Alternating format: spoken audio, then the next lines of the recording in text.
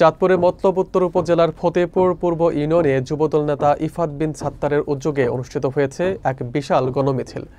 উত্তর লুধুয়া মোড় থেকে শুরু হয়ে প্রায় 2 কিলোমিটার সড়ক প্রদক্ষিণ শেষে লুধুয়া স্কুল বাড়িতে গিয়ে শেষ হয় মিছিলটি। বিস্তারিত থাকছে শামীম মিয়াজের প্রতিবেদনে।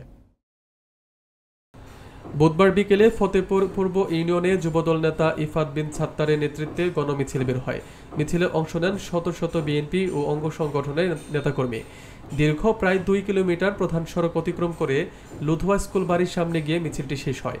পরে সংক্ষিপ্ত বক্তব্যে ইফাত বিন সাত্তার নিজেকে ইউনিয়ন যুবদলের সভাপতি পদপ্রার্থী হিসেবে ঘোষণা করেন। তিনি জানান, অতীতে নানা মামলা ও হামলার শিকার হলেও জিয়াউর রহমানের আদর্শে তিনি তারেক রহমান ও চাঁদপুর 2 আসনের নেতা ডক্টর মোহাম্মদ জালাল উদ্দিনের হাতকে শক্তিশালী করার লক্ষ্যেই তিনি কাজ করে যাচ্ছেন। ভবিষ্যতে সভাপতি নির্বাচিত হলে দলের স্বার্থে নিরলসভাবে কাজ চালিয়ে যাবেন বলেও প্রত্যাশা ব্যক্ত করেন তিনি। মিছিলে উপস্থিত ছিলেন যুবদল নেতা ইব্রাহিম, সজীব পাটোয়ারি, কামাল হোসেন, বিএনপি নেতা নুরুল হক প্রধান, ইলিয়াস পাটোয়ারি, ফয়েজ পাটোয়ারি সহ শত শত নেতাকর্মী।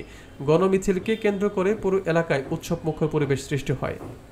আগামী রাষ্ট্রনায়ক জনাব তারেক রহমানকে আমি মতলব উত্তর 10 নং পূর্ব ফতেপুর ইউনিয়ন যুবদলের সভাপতি প্রার্থী। আমি আমার নেতা আলহাজ ডক্টর জালাল সাহেবের হাতকে শক্তিশালী করতে আমি রাজপথে আছি। আমি দুর্দিনে রাজপথে ছিলাম।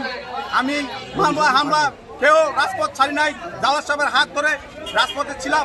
মতলব উত্তর 10 নং পূর্ব ফতেপুর ইউনিয়ন যুবদলকে 10 নং ফতেপুর ইউনিয়ন যুবদলকে শক্তিশালী করার লক্ষ্যে আমি যুবদলের সভাপতি প্রার্থী হয়েছি। জালাল সাহেব সহ বিএনপির সকল নেতাবৃন্দদের কাছে আমি দোয়া চাই, আমার জন্য দোয়া করবেন।